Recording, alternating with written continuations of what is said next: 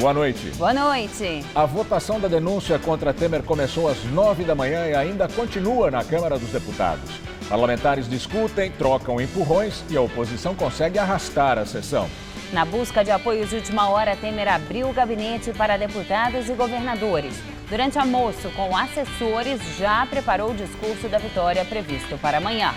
Protestos de Fora Temer foram organizados pela esquerda em vários pontos do país. Em São Paulo, a Frente Brasil Popular fez manifestação na Avenida Paulista. Ministro do STF, Luiz Fux, disse que a delação premiada de ex-governador do Mato Grosso, Silval Barbosa, do PMDB, é monstruosa. Fux afirmou ainda que não homologou a delação, mas que ela é a maior operação depois da Lava Jato. A Corregedoria do município de São Paulo intima servidores envolvidos nas denúncias de máfia da Cidade Limpa. Na Câmara dos Vereadores já há 2 pedidos de CPI que esperam aprovação. A crise se aprofunda na Venezuela depois do plebiscito. A empresa que administrou a votação revela que houve fraude e manipulação pró-governo. O Jornal da Gazeta está no ar.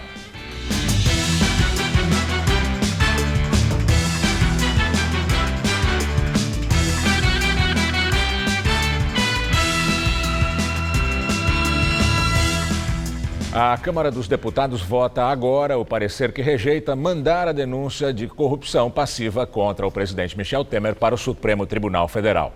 O governo vence e está conseguindo impedir a continuidade da denúncia. Pontualmente, às 9 da manhã, começou o que foi uma longa sessão. Deputados da oposição entraram no plenário em protesto, com palavras de ordem, bandeiras, uma mala simbolizando dinheiro de propina e até notas falsas, uma de R$100 e outra de $100, ambas com o rosto do presidente Temer. O deputado Paulo Abiaquil, do PSDB, foi o primeiro a falar. Ele foi o relator do parecer que rejeita a denúncia de corrupção passiva contra Michel Temer.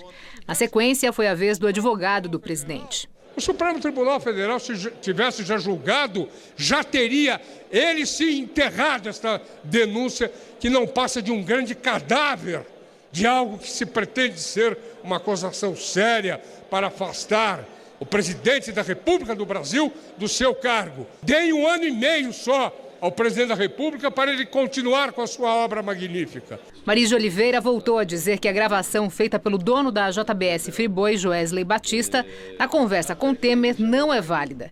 E falou que o presidente jamais cogitou receber a mala de dinheiro do ex-assessor Rodrigo Rocha Loures.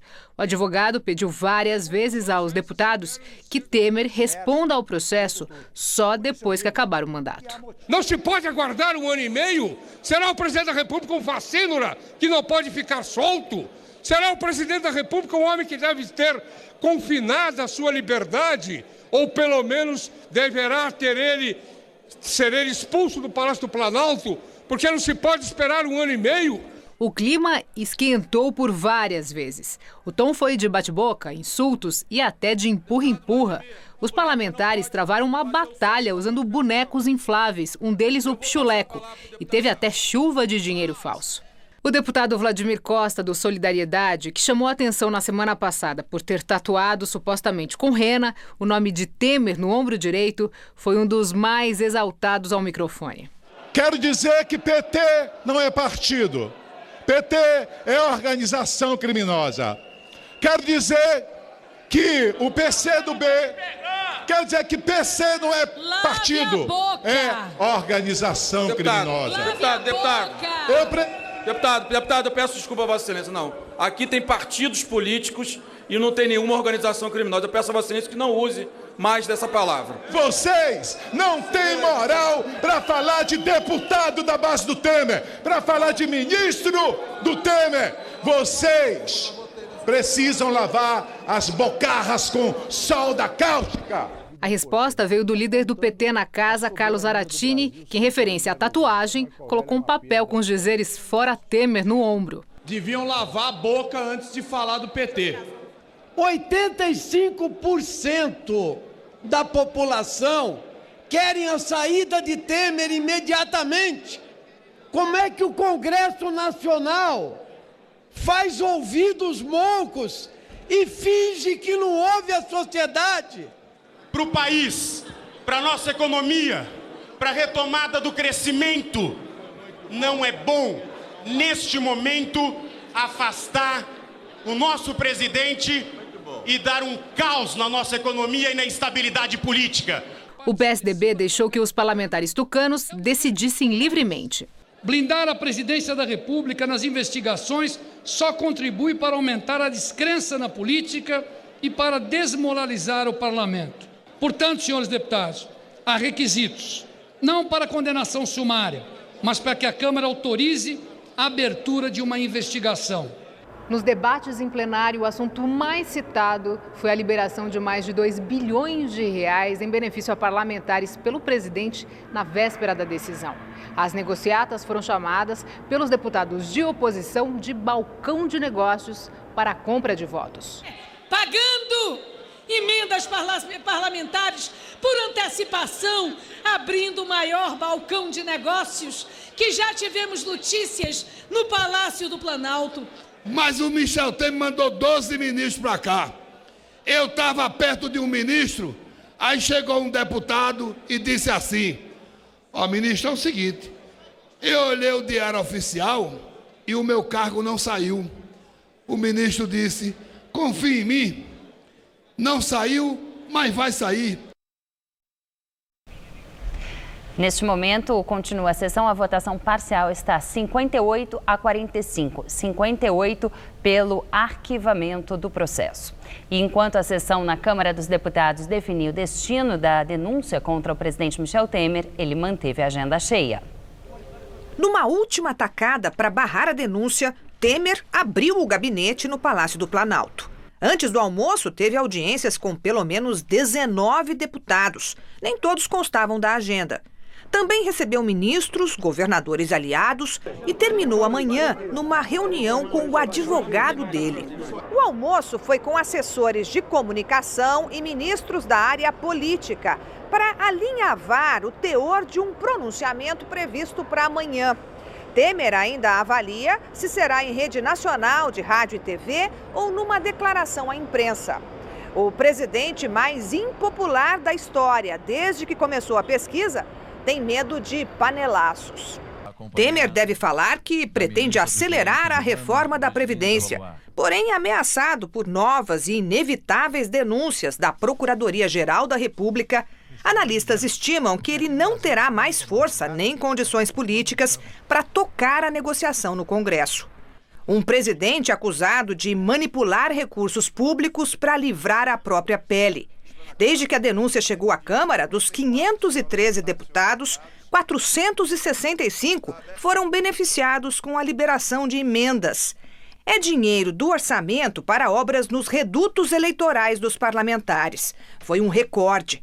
Segundo a ONG Contas Abertas, 2 bilhões e 300 milhões de reais em apenas 2 meses. Quase metade da verba abocanhada por integrantes de 4 partidos: PMDB, PT, PP e PSDB. Hoje, já com a sessão em andamento na Câmara, emendas ainda foram negociadas. O ministro Antônio Embaçaí, do PSDB, um dos 10 que reassumiram o mandato para ajudar a barrar a denúncia, foi visto articulando a liberação de verba em troca de voto a favor de Temer. Além disso, na contramão da promessa de cortar gastos, o presidente nomeou centenas de indicados políticos para cargos comissionados, com salários de até 15 mil reais. E ontem, no apagar das luzes, Temer ainda aliviou dívidas de latifundiários, numa medida provisória estrategicamente divulgada antes de um almoço com deputados da bancada ruralista. O relator da Lava Jato do Supremo Tribunal Federal, ministro Edson Fachin, afirmou que só vai se manifestar a respeito da denúncia de corrupção passiva contra o presidente Michel Temer depois da votação da admissibilidade do processo na Câmara dos Deputados. O ministro disse que os próximos passos desse processo serão rápidos, mas dependem do parecer dos deputados federais. Neste momento, os deputados continuam votando no plenário da Câmara se aprovam ou rejeitam a denúncia contra o presidente Michel Temer. Há pouco houve novo empurra-empurra entre os deputados. A votação nominal começou às 6h22 da tarde. Os deputados, um a um, declaram os seus votos. São necessários, no mínimo, 342 votos para impedir que a denúncia seja investigada pelo Supremo Tribunal Federal. O placar está acirrado. Há deputados de vários partidos que não seguiram a recomendação das lideranças e votaram a favor da investigação. Neste momento, são 63 votos pelo arquivamento da denúncia contra o presidente e 46 pela apuração, para que siga o processo para o Supremo Tribunal Federal. E agora vamos ao comentário de Josias de Souza, direto de Brasília. Ele fala sobre a votação da denúncia e o governo Temer. Entre os problemas que se acumulam sobre a mesa do presidente da República, 3 são dramáticos: a dívida pública, o rombo da Previdência e o déficit moral. Para salvar o seu mandato, Michel Temer agravou todos eles. Em vez de conter despesas, comprou deputados e loteou cofres públicos. Sem força para impor sua reforma previdenciária, brindou a bancada ruralista com um refinanciamento de dívidas que custará à Previdência Social uma renúncia de 5,4 bilhões de reais. De resto, Temer revitalizou sua aliança com a banda podre do Congresso, cuja prioridade é preparar novas emboscadas legislativas contra a Lava Jato. Temer vende a tese segundo a qual o sepultamento da denúncia de corrupção contra ele beneficia o país e permite ao governo retomar sua agenda de reformas. É conversa fiada. Segundo o Ibope, 81% dos brasileiros gostariam que a Câmara autorizasse o Supremo Tribunal Federal a julgar Temer. E a maioria da infantaria do governo não quer reformar coisa nenhuma. Deseja manter seus velhos hábitos. Boa noite. Daqui a pouco, Maria Lídia entrevista ao vivo o professor de Direito Constitucional da FGV, daqui de São Paulo, Rubens Gleiser, sobre a votação da denúncia contra o presidente Temer. Pelo segundo dia, caminhoneiros protestaram em diversas rodovias do país. Houve enormes congestionamentos. Eles são contra o reajuste no valor dos combustíveis. Hoje foram registrados bloqueios no Mato Grosso, São Paulo, Minas Gerais, Paraná e Rio Grande do Sul. Os manifestantes bloquearam acessos e impediram a passagem de veículos, o que gerou enormes filas. As manifestações começaram ontem, depois de uma greve nacional proposta por grupos da categoria e motoristas autônomos. Além da redução dos impostos que incidem sobre os combustíveis, estão entre as principais reivindicações a revisão do valor mínimo de frete, mais segurança nas estradas e aposentadoria diferenciada. O ex-senador e presidente da Confederação Nacional dos Transportes, Clésio Andrade, do PMDB, prestou depoimento no processo em que é réu no Mensalão Mineiro. Segundo as denúncias, Clésio ajudou a desviar 3,5 milhões de reais de estatais do governo de Minas para financiar a campanha de reeleição do então governador do estado, Eduardo Azeredo, em 1998. Em dezembro de 2015, Azeredo foi condenado em primeira instância a 20 anos e 10 meses de prisão por peculato e lavagem de dinheiro.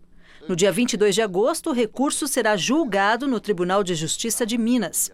À época, Clésio era candidato a vice-governador na chapa e, até o início da campanha, era sócio de uma agência de publicidade de Marcos Valério, que seria responsável por fazer os desvios por meio de contratos de publicidade com a Copasa, Companhia de Saneamento, a CEMIG, Companhia Energética, e o Banco do Estado de Minas Gerais.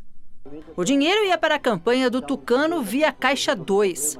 O ex-senador é também acusado de peculato e lavagem de dinheiro por supostamente tentar ocultar os recursos recebidos de Marcos Valério. A audiência de hoje durou cerca de 2 horas e a juíza perguntou se o ex-senador sabia dos repasses das verbas ilegais para a campanha eleitoral. Ele respondeu que só tem conhecimento do esquema e de seus valores pela imprensa e destacou que se desligou da empresa que era sócio com Marcos Valério antes do início da campanha. Já não estava satisfeito mesmo no relacionamento com o Marcos Valério. Não estava. Muito claro. Por quê? Não há uma razão específica, né? O desgaste empresarial de sociedade ele vai acontecendo por uma série de fatos e esses fatos chega um momento que a pessoa conclui que não é melhor ficar. Agora a promotoria tem 30 dias para fazer as alegações finais. Depois a defesa terá mais 30 dias para se posicionar e por fim a juíza deve apresentar a decisão.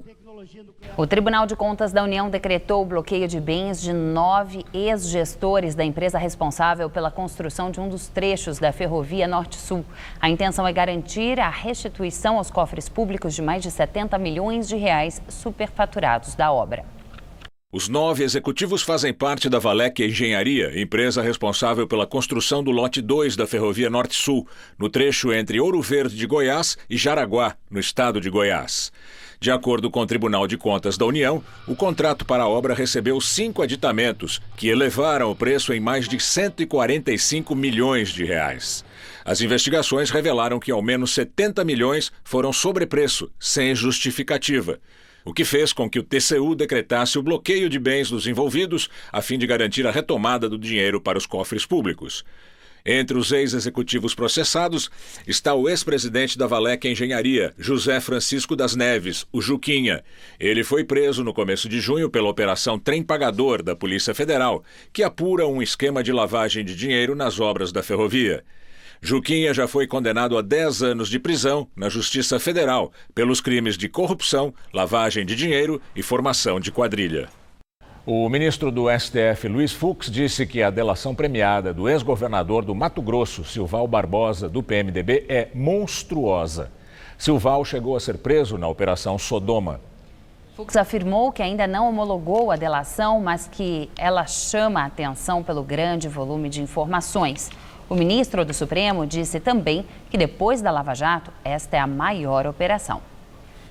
Silval Barbosa foi governador de Mato Grosso entre 2010 e 2014. Ele foi preso no âmbito da Operação Sodoma, sob a acusação de liderar um esquema de recebimento de propina em troca da concessão de incentivos fiscais. Em delação premiada, Wesley Batista, um dos donos da JBS Friboi, afirmou que a empresa pagou 30 milhões de reais a Silval como doação de campanha. Os valores teriam sido pagos em 3 parcelas por meio de um doleiro e com notas frias emitidas por várias empresas. Em contrapartida, a JBS Friboi deixou de pagar 73 milhões de reais de ICMS. Em junho, a Justiça autorizou a transferência do ex-governador para a prisão domiciliar. Essa decisão levou em conta o fato de Barbosa ter confessado uma série de crimes e disponibilizado para a Justiça mais de 40 milhões de reais em bens. A defesa do ex-governador informou que não iria comentar. A Justiça Federal condenou o ex-governador do estado do Rio de Janeiro e atual ministro-chefe da Secretaria-Geral da Presidência, Moreira Franco, do PMDB, a devolver 2 milhões de reais aos cofres públicos. A sentença se refere a repasses irregulares de verba de merenda escolar no fim dos anos 80. Moreira Franco disse que não foi comunicado sobre o processo. Moreira Franco, nome de confiança do presidente Michel Temer, teria repassado irregularmente 2 cheques para pagamento da merenda escolar ao ex-prefeito de Miracema, Jairo Bastos Tostes, que também foi condenado. As investigações começaram na década de 90, através de uma comissão parlamentar de inquérito que apurava desvio de recursos na educação do Estado. O PMDBista teria entregue 2 cheques em mãos ao então prefeito da cidade fluminense, o que, segundo a sentença, impediu que fosse feito o controle do destino do dinheiro. Moreira Franco governou o Rio de Janeiro entre 1987 e 1991. A Corregedoria do município de São Paulo começa a ouvir amanhã os servidores públicos envolvidos nas denúncias de corrupção na chamada máfia da Cidade Limpa. Na Câmara dos Vereadores, já há 2 pedidos de CPI que esperam aprovação. Serão chamados para depor no órgão municipal que investiga a corrupção 6 servidores públicos que foram flagrados pela reportagem da Rádio CBN negociando propina para fazer vista grossa à propaganda irregular na cidade de São Paulo. Os depoimentos começam amanhã. Devem ser ouvidos o ex-chefe de gabinete da Prefeitura Regional da Lapa, Leandro Benco, que foi exonerado na segunda-feira, e outros 5 funcionários de carreira que foram afastados até o fim das investigações. Hoje a bancada do PT na Câmara dos Vereadores protocolou um segundo pedido de abertura de uma CPI para investigar o esquema. O primeiro, de autoria do vereador tucano Eduardo Tuma, foi apresentado no mesmo dia em que a denúncia foi veiculada, na segunda-feira, e já tem as assinaturas necessárias para ser aprovado. A pressa pode ser uma estratégia da bancada do governo para liderar as investigações contra a gestão do prefeito João Dória, que é do PSDB. De acordo com a reportagem da CBN, secretários municipais receberam empresários do setor que pediam a flexibilização das regras da publicidade. Desde quando eles entraram, a gente começou a discutir, né? Então a gente já deu uma ajustada na lei, nos modos que eles pediram. Então os vereadores fizeram uma análise dessa lei, né? Dentro da Câmara Municipal. Então essa lei como é que tá? Tá na Câmara, em agosto agora a gente vai em votação. A Prefeitura confirmou os encontros, porém diz que os secretários não sabiam do esquema de pagamento de propina que funcionava nas subprefeituras da cidade. Nas conversas gravadas pela CBN com envolvidos, ao menos 3 pessoas de diferentes empresas que compunham a chamada máfia da Cidade Limpa, dizem que o prefeito João Dória sabia do funcionamento do esquema, mas fazia vista grossa sobre o caso.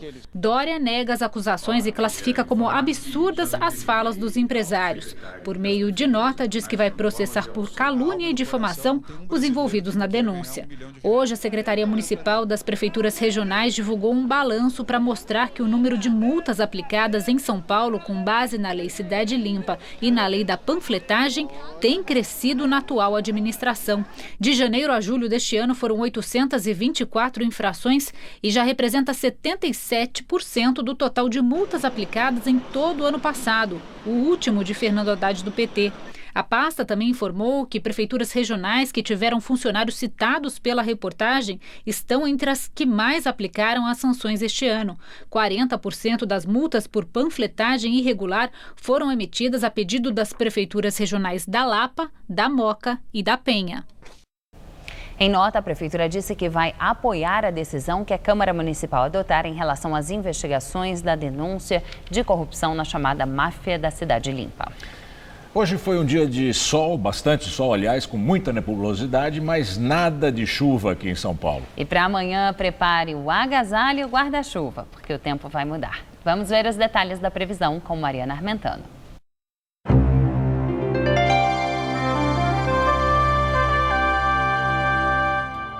O destaque da previsão do tempo é o avanço da frente fria que tem provocado chuvas lá no sul do país, aqui para o sudeste. Essa frente consegue mudar o tempo em São Paulo e também no Rio de Janeiro. Só que a chuva não vai ser muito volumosa não e se restringe mais às áreas próximas do litoral. Podem ocorrer rajadas de vento de moderada a forte intensidade e a temperatura entra em queda a partir de amanhã. Vamos ver aqui a nossa tabela de temperaturas? Olha só, em Curitiba, tempo chuvoso o dia todo, com friozinho, mínima de 12 e máxima de 18 graus. Já em Porto Alegre, máxima também de 18, mas o tempo por lá fica mais nublado que chuvoso. Em Vitória, tempo firme com máximas de 29 e em Fortaleza, sol forte e calorão na casa dos 31 graus. Para São Paulo, a frente fria muda o tempo só em parte do estado.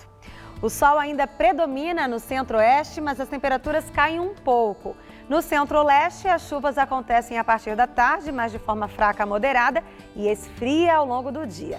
Atenção, porque a temperatura mínima deve ser registrada à noite, por volta das 8, 9 horas. Em Presidente Prudente, mínima de 16 e máxima de 24 graus. Em Presidente Bernardes, a máxima vai aos 25. Na cidade de Barretos, temperaturas entre 15 e 24 graus amanhã. E em Campinas, os termômetros vão ficar entre 13 e 24 graus amanhã. Aqui na capital, a qualidade do ar deve melhorar de forma significativa com as chuvas a partir de amanhã. Vamos ver as temperaturas? Nessa quinta-feira, mínima de 13 e máxima de 22 graus. Lembrando que esfria ao longo da tarde, por isso não esqueça o agasalho em casa. Na sexta ainda chove fraco e a máxima fica em torno dos 17. E no sábado o dia será de muita nebulosidade, com mínima prevista de 11 e máxima de 17 graus à tarde também. Cerca de 50 pessoas protestam na Avenida Paulista contra o presidente Michel Temer. O ato é na calçada da esquina da Rua Augusta, no sentido Paraíso, em frente ao escritório da Presidência da República. No momento, não há bloqueio na avenida. O ato de hoje foi convocado por várias entidades, como a Frente Brasil Popular e o Sindicato dos Bancários, por causa da análise pela Câmara dos Deputados da denúncia contra o presidente Michel Temer, que está sendo votada agora. Pela manhã, manifestantes bloquearam importantes rodovias de São Paulo. Na Presidente Dutra, a manifestação foi organizada pelo movimento Povo Sem Medo, ligado ao PT e às centrais sindicais como a CUT. Com faixas e aos gritos de Fora Temer e Diretas Já, o grupo colocou fogo em pneus. O trânsito no sentido São Paulo ficou totalmente bloqueado. Na rodovia Regis Bittencourt, na zona oeste de São Paulo, os manifestantes fizeram barricadas com pneus no trecho entre os municípios de Taboão da Serra e Embu das Artes. O trânsito na região também ficou complicado. As duas rodovias foram liberadas por volta das 8 horas da manhã. Os protestos contra o presidente Michel Temer começaram ontem em várias cidades brasileiras. Voltamos a falar sobre a votação do parecer de Paula Biacchio, do PSDB, que recomenda a rejeição da denúncia contra o presidente Michel Temer por corrupção passiva. Já são 92 votos a favor do arquivamento do relatório e 61 votos contra. Os deputados do Amazonas, Mato Grosso do Sul, Paraná, Pará, Amapá, Santa Catarina, Rio Grande do Sul, Roraima já votaram. São necessários, no mínimo, 342 votos não, ou seja, contrários ao parecer, para que a denúncia seja enviada para o Supremo Tribunal Federal e os ministros avaliam se Temer deve se tornar réu. E agora vamos ao comentário de política com Bob Fernandes. Votação da denúncia contra Temer. Em Senado, mais um ato da farsa. Os mesmos tipos, os mesmos votos constrangedores e a moeda de sempre. O processo do impeachment de Dilma, definido como Tabajara por Joaquim Barbosa, estabeleceu nova regra, o vale tudo. O que está em jogo é quem controla o poder, agora e a partir de 2018. Faltaram votos em 2014, providenciou-se uma nova forma para chegar ao poder. Essa que aí está e que hoje teve mais um ato. Todos se lembram do escândalo chamado Mensalão, o do PT. O do PSDB, 19 anos depois, segue virgem. O Mensalão do PT escandalizou o Brasil. Espetáculo que se arrastou por 7 anos. No Supremo, sob batuta desse mesmo Barbosa, durou 1 ano e meio e 69 sessões. Capítulos decisivos transmitidos ao vivo de 2 de agosto até a véspera da eleição municipal de 2012. Qual o crime denunciado naquele mensalão? Parlamentares sendo pagos para votar com o governo. O que se assiste nesse ato da farsa de agora? Parlamentares pagos com emendas e demais moedas para manter um presidente acusado de atos de corrupção pessoal. E o que foi o movimento, o início do caminho para a derrubada de Dilma, se visto por esse ângulo, digamos, comercial, das compras e vendas? Recordemos, Yunes, primeiro amigo de Temer, revelou, foi usado como mula pelo ministro Eliseu Padilha. Quem contratou Yunes em 2014 foi o doleiro Funaro, agora preso. O que disse o doleiro Funaro para Yunes? Que 140 deputados, esses mesmos, foram financiados para eleger Eduardo Cunha, presidente da Câmara. Cunha e seus milhões de cunhas comandariam o impeachment Tabajara. Deu nisso aí. Temer fica, não vai dar o Rodrigo Maia Botafogo. Eles ainda estão divididos, mas os que querem o poder de qualquer forma ganharam mais uma. Já não há manifestações com camisas da CBF e panelas. Estão todas nos armários. Juntas, devem ter sido escondidas com a indignação com a corrupção e, especialmente, a memória. Boa noite. A empresa responsável pela apuração dos votos da Assembleia Constituinte na Venezuela denuncia a manipulação dos números na eleição realizada pelo governo do presidente Nicolás Maduro. Segundo a empresa responsável pelo sistema eleitoral da Venezuela, o número de eleitores que participaram da votação que elegeu a Assembleia Constituinte foi manipulado.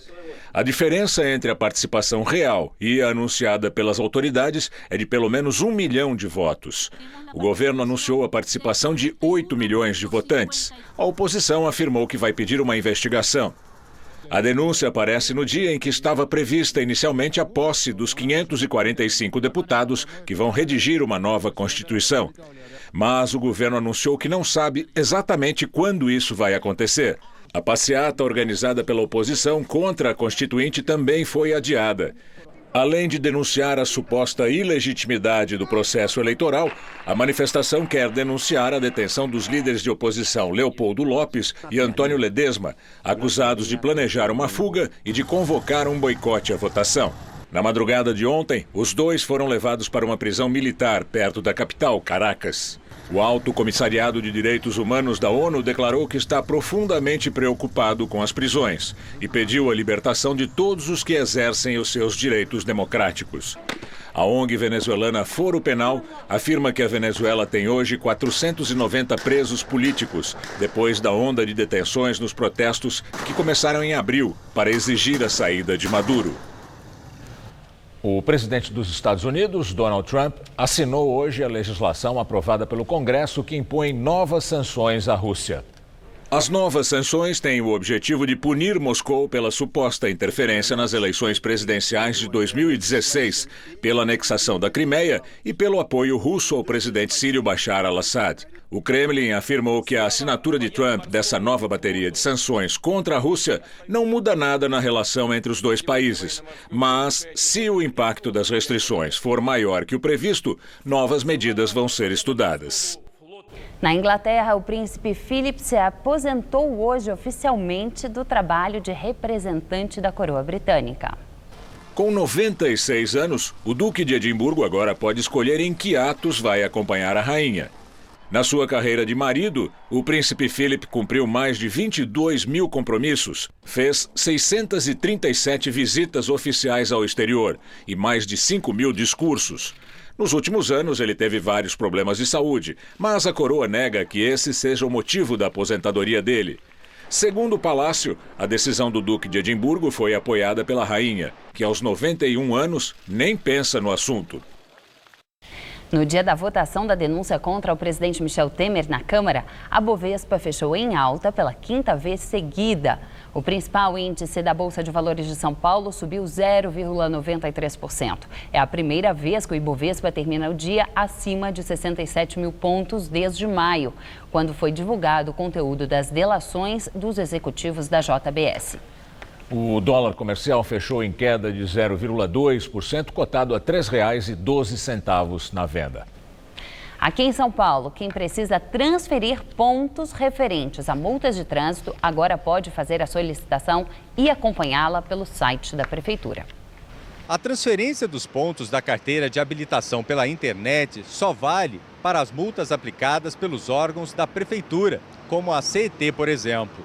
Antes, só era possível fazer a passagem dos pontos do dono do veículo para o condutor que cometeu a infração de trânsito por meio de solicitação presencial em uma das unidades do Departamento de Operação do Sistema Viário, o DSV, ou pelos Correios. Esses métodos serão mantidos, mas agora o motorista tem a opção de se cadastrar no site da Prefeitura e fazer a indicação. Aí é preciso preencher um formulário com o número do RG, do CPF e do Renavan, o Registro Nacional do Veículo, do dono do carro e também do condutor que cometeu a multa. Esses documentos devem ser escaneados e enviados pelo site. O endereço é dsvdigital.prefeitura.sp.gov.br. Segundo a Prefeitura de São Paulo, a medida vai reduzir o tempo do processo de 2 meses para 10 dias. A intenção no futuro é possibilitar também que os motoristas apresentem recursos contra multas pelo mesmo sistema. O Detran, que é um órgão estadual, também já faz a transferência dos pontos pelo site do órgão, com multas aplicadas pela Polícia Militar. Interessante como a máquina de arrecadação de qualquer governo funciona sempre bem azeitada, não para nunca. Os serviços, a contrapartida para quem paga imposto, que se danem. Impostos sobre os combustíveis, sim. Hospitais e escolas minimamente dignos desse nome, nada. Aqui em São Paulo, para ficar num único exemplo, os semáforos abandonados estão em todos os bairros da cidade. Sem funcionar, aumentam as estatísticas de atropelamentos e outros acidentes muito graves. Talvez fosse o caso de passar a operação desses semáforos para as empresas que administram os radares de velocidade. Esses não quebram nunca, funcionam melhor que caça-níquel de bingo clandestino. O grafiteiro argentino Tec tem escolhido o asfalto de São Paulo para deixar o seu trabalho à mostra. E no Minhocão, um dos murais dele de maior destaque retrata justamente o zigue-zague das avenidas da cidade. Em uma rua tranquila da Barra Funda, uma lagartixa pode cruzar seu caminho.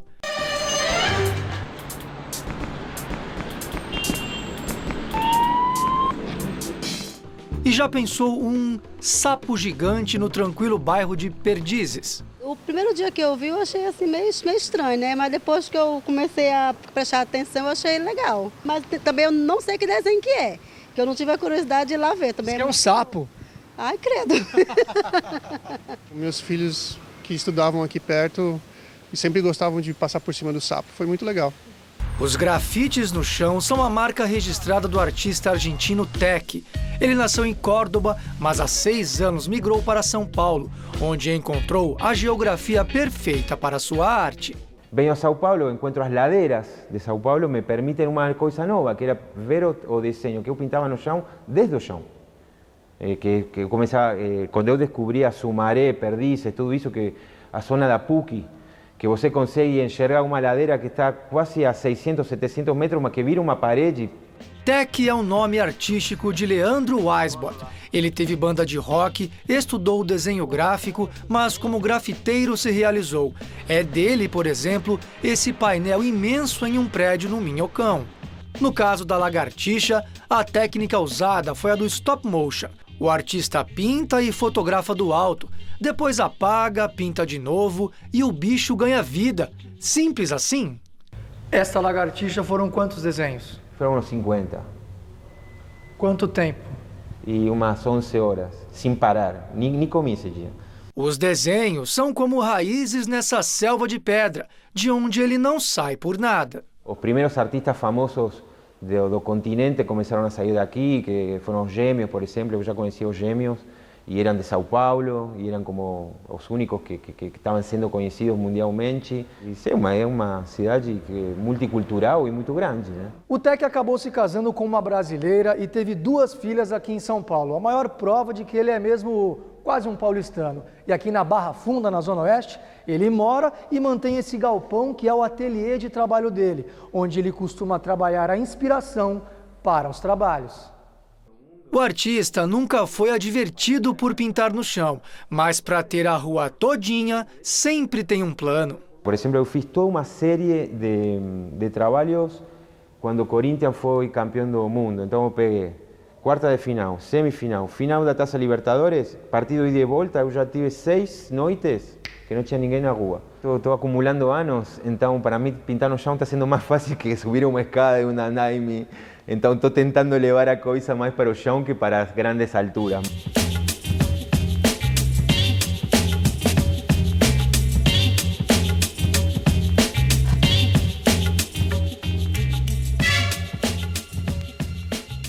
E agora as notícias do esporte com Juliana Verbona e Celso Cardoso. Depois do esporte, Maria Lídia entrevista ao vivo Rubens Gleza, professor de Direito Constitucional da Fundação Getúlio Vargas. Agora é oficial, o brasileiro Neymar não é mais jogador do Barcelona da Espanha e deve assinar o contrato com o Paris Saint-Germain da França até o fim dessa semana, né, Celso? Boa noite. Boa noite, Juliana. Depois de 4 anos jogando num dos times mais vitoriosos do futebol mundial, Neymar Júnior deixou hoje o Barcelona rumo a Paris. A transferência é a mais cara da história do futebol mundial e envolve uma cifra bilionária. Só de multa, o PSG deve pagar 820 milhões de reais para tirar o jogador da Espanha. A cada temporada, o salário do craque deve girar em torno de 111 milhões de reais. Repito, 111 milhões de reais por ano, totalizando mais de 555 milhões de reais em 5 anos de contrato. É muitíssimo dinheiro. Neymar esteve hoje pela última vez na sede do Barcelona na Espanha. Ele chegou de carro e permaneceu por 2 horas se despedindo dos colegas de elenco. Depois, ele seguiu com o pai para o escritório do clube, onde comunicou oficialmente que está deixando o time catalão após 4 anos e 10 títulos conquistados. No Camp Nou hoje, as publicidades com o rosto do brasileiro já começaram a ser retiradas. Pelas ruas, nas proximidades do estádio, cartazes de reprovação da torcida catalã puderam ser vistos. Em 4 anos de Barcelona, o atacante brasileiro disputou 186 jogos, marcou 105 gols e deu 59 assistências. No PSG, Neymar vai ganhar um salário de 30 milhões de euros por ano, o que em reais significa mais ou menos 111 milhões, livres de impostos por temporada, num contrato de 5 anos. O valor é maior do que do craque argentino Lionel Messi, que ganha 24 milhões de euros por ano no Barcelona, ou 89 milhões de reais, e de Cristiano Ronaldo do Real Madrid, que é o atual número 1 do mundo e recebe por temporada cerca de 21 milhões de euros, ou 77,7 milhões de reais. Por dia de trabalho, o brasileiro vai receber aproximadamente R$400 mil no PSG, o que equivale a 16 mil por hora, ou R$280 por minuto. O time francês deve anunciar amanhã, aos pés da Torre Eiffel, em Paris, a nova aquisição bilionária. Aos torcedores do Barcelona, resta agora apenas a lembrança de momentos mágicos vividos por Neymar nas últimas temporadas.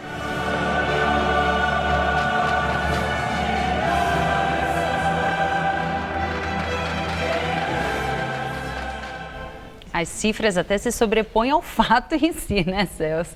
Por mais que eu tente imaginar essa dinheirama toda, não dá para visualizar. É muito dinheiro. O lado financeiro, obviamente, não há como negar que foi um bom negócio. Do ponto de vista esportivo, a história já é outra. O Neymar vai ser protagonista num time, mas com poucos reforços também. E para realizar aquele sonho de ser o melhor do mundo... Você tem que ter uma equipe. Tem que ter uma equipe. Ele deveria, por exemplo, ser campeão de uma Liga dos Campeões da Europa. Não sei se o Paris Saint-Germain, com todo esse dinheiro, tem capacidade de ganhar uma Liga dos Campeões da Europa. Agora, do ponto de vista financeiro, imagina. O Neymar já garantiu 50 gerações da família dele. E hoje também é noite de futebol, mas aqui pelo Campeonato Brasileiro, né, Celso? Os times paulistas entram em campo hoje. Sim. Na rodada de hoje tem Santos, Palmeiras e Corinthians em campo. O Santos pega o Flamengo no Pacaembu, enquanto o Palmeiras enfrenta o Botafogo no Rio de Janeiro. Destaque para o líder Corinthians, que vai a Belo Horizonte enfrentar o Atlético Mineiro. A partida marca o reencontro do atacante Jô com a torcida mineira, onde comemoraram juntos a conquista de uma Libertadores da América. Passado versus presente. Convenhamos, enfrentar o Atlético no Mineirão é muito mais confortável do que no Horto. No Mineirão, eu acho que fica um jogo mais aberto, né? No Horto, como eu jogava lá, eu sabia, ali era a pressão do primeiro minuto até o último minuto. Mas a gente tem que ir com a cautela de saber que é uma equipe que tem muito bons jogadores, é uma equipe que tem muita qualidade. Inimaginável é um confronto dessa envergadura com tamanha diferença de pontos entre o líder Corinthians, 18, à frente do Atlético. A maioria dizia que o Atlético Mineiro seria um dos favoritos, né? Queria estar na frente brigando pelo título e a nossa equipe brigando pelo rebaixamento, né? Mas é trabalho, a gente mostrou que nem tudo é só falado, né? Que sim, com muito trabalho. Sem conversa fiada, Carille avisa que Romero não joga logo mais em BH. Treinou com bola, porém ainda se recupera de dores musculares na coxa. Jadson, Pablo e Marquinhos Gabriel seguem no departamento médico. Arana e Maicon, desgastados fisicamente, viajaram, mas podem ser poupados. E o Giovanni Augusto, que ganhou uma chance no domingo, talvez inicie no banco. Vamos esperar para ver. É isso aí. Te espero amanhã, Celso. Ok, até amanhã. Gamberini. A seguir, Maria Lídia entrevista ao vivo o professor de Direito Constitucional da Fundação Getúlio Vargas de São Paulo, Rubens Gleiser. Até já. Voltamos a falar sobre a votação na Câmara dos Deputados que define se a denúncia contra o presidente Michel Temer por corrupção passiva vai para o Supremo Tribunal Federal. Já são 120 votos a favor da rejeição da denúncia e 84 votos contra, para que ela seja possível no Supremo.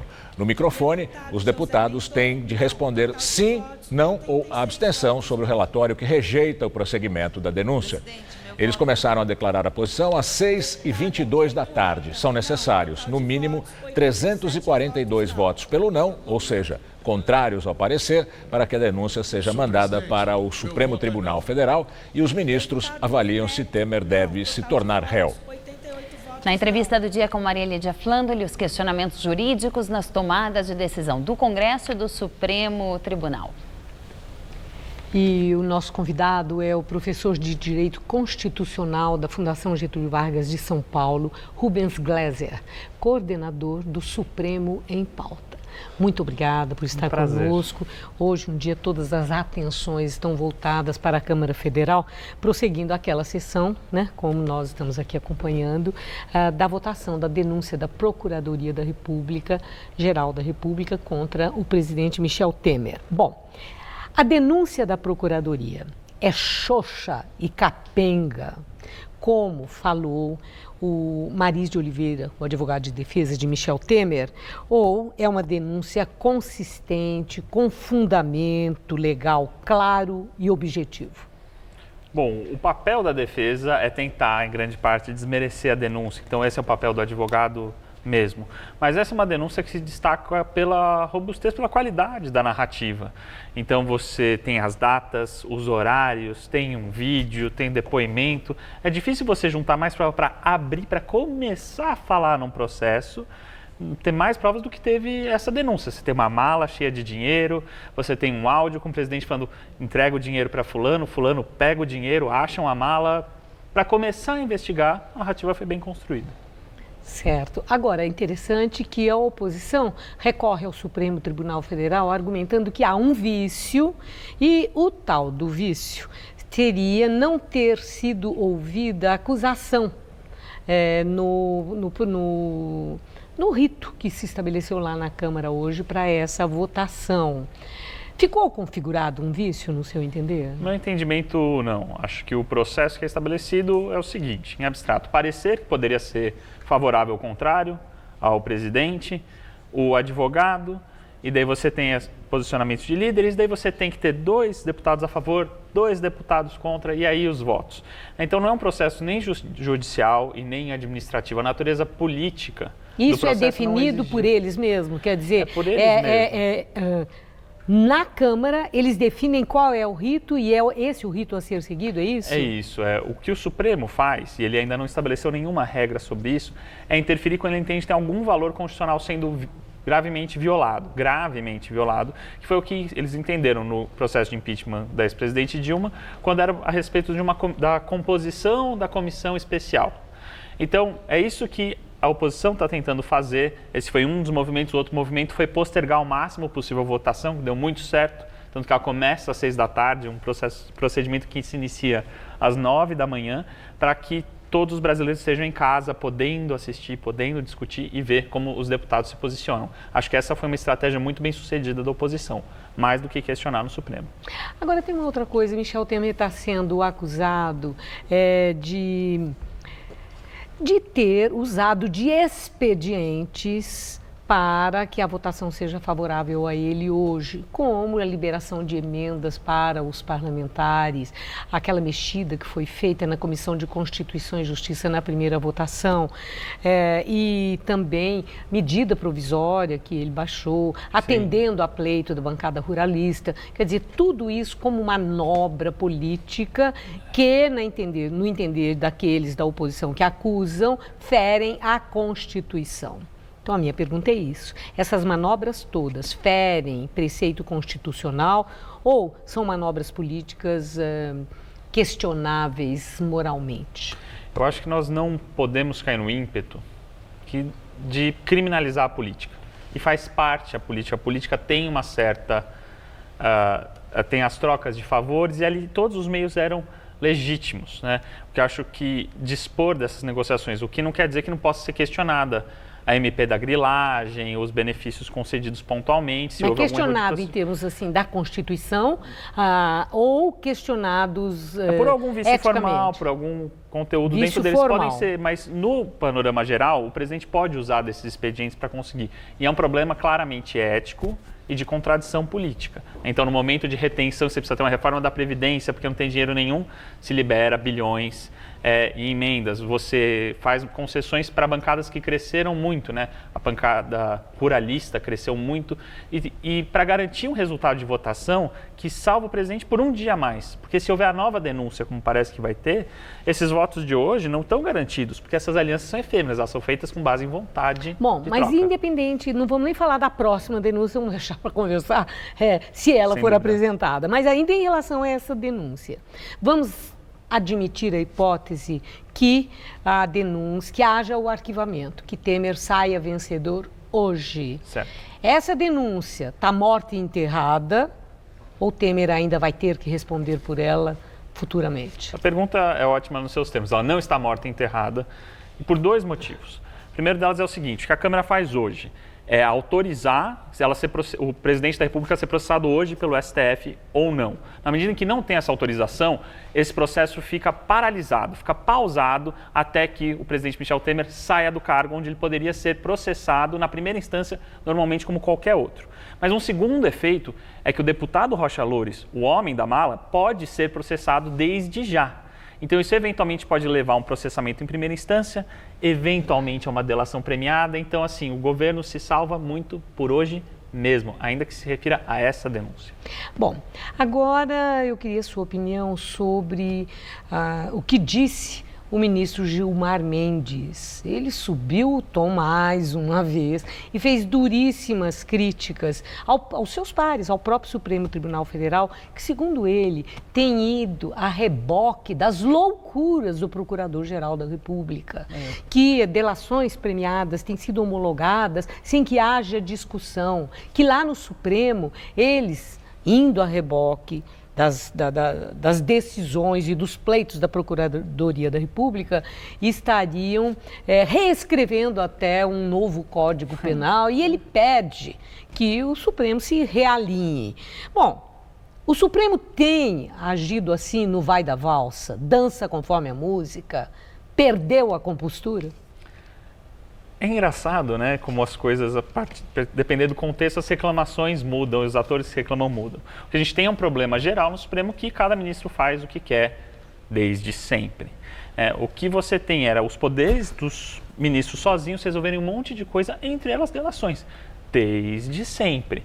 Isso às vezes dá algumas incoerências. A gente teve o ministro próprio, Gilmar Mendes, que indeferiu a subida de Lula para o ministério com os critérios, Celso de Mello não indeferindo do Moreira Franco com critérios diferentes. Ninguém reclamou, nada precisou ser alinhado, nunca foi decidido pelo plenário. Então eles têm esses poderes. Então há um desgaste das instituições na fala do ministro Gilmar Mendes que me parece excessiva. Agradeço muito sua entrevista. Uma boa noite, muito obrigada. Boa noite. Com você, Juliana.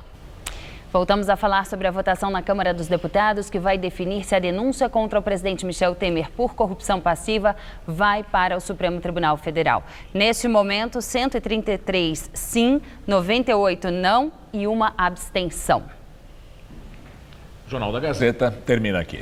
A edição de hoje pode ser vista no site do Jornal da Gazeta. Mais notícias em nossa edição das 10. Eu te espero. Até lá. Boa noite e até amanhã.